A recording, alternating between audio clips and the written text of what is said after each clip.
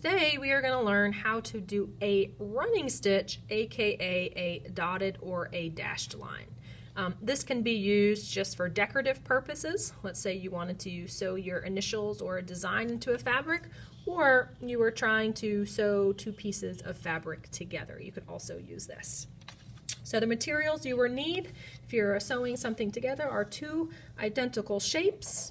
Let's put those guys together. Line them up, and you will need your needle threaded with felt. I like to use this embroidery thread, and I need to tie a big knot on the end. I usually like to triple knot. If you need a little bit more assistance with tying knots or threading needles, you can go ahead and stop this video and find those other ones, and then come back to this when you're ready. All right, so there's my big old knot. So I'm going to go ahead and pick a corner to start in. Go about 1/4 inch from the edge, insert my needle.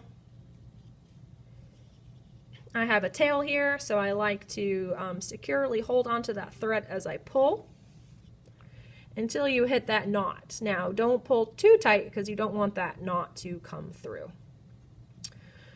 So with a running stitch, I go in the front, out the back, and I need to come back in on the opposite side. So I'm going to come back up from the back, pull my thread through, and then I'm going to go back to the other side. So you're always going from the front to the back, and then the back to the front, and the front to the back, and so on. So pull that stitch through, and I've made my first stitch there.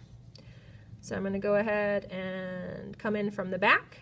So what I like to do is you can just poke your needle through a couple of times until it's in the right spot. If it's not, just go ahead and move that needle before you pull your stitch all the way through. Now I'm back on the front. So I'm going to come over about 1/4 inch and go ahead and go to the back. Carefully pull that through so my thread doesn't get tangled up. That tail you might just kind of have to keep pulling out of the way. Now my thread is coming out of the back. I'm going to go ahead and stick my needle through until I get to the distance that I want. Pull my thread through. Now on here I have a lot of different directions, so I'm almost going to just follow the curve of this. So I can go ahead and do one more stitch, maybe over to my corner here, and then I can start to change my direction. So now I'm on the back. Now I'm going to go ahead and start coming up that curve. So I'm on the front. I'm going to go to the back. Now that my thread's on the back, I'm going to come up from the back. And you can see that I'm starting to make a little dotted line around the edge of this. So one thing to pay attention when you are doing a running stitch is the distance of your stitches. Now you can do wider stitches and longer stitches. You can also have your stitches closer to the edge or far away from the edge. Whatever it is you choose though, try to stay consistent.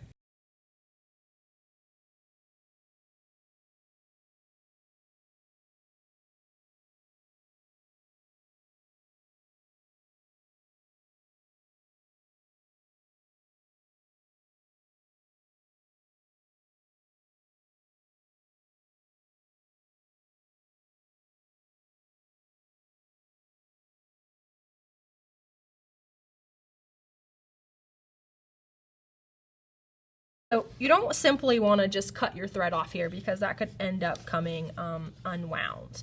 So I'm going to go through until my stitches meet. And there's two ways. Again, if both of these strings are long enough, I can simply knot those together twice and then cut off the extra.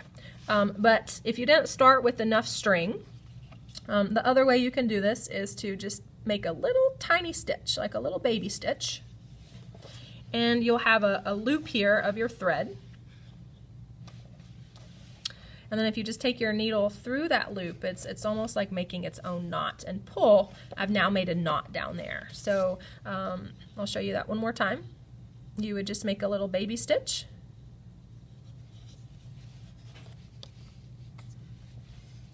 You would take your needle through that loop and pull.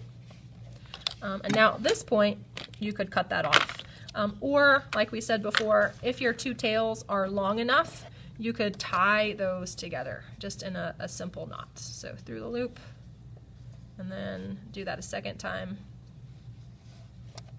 And then you can cut your tails off. And voila.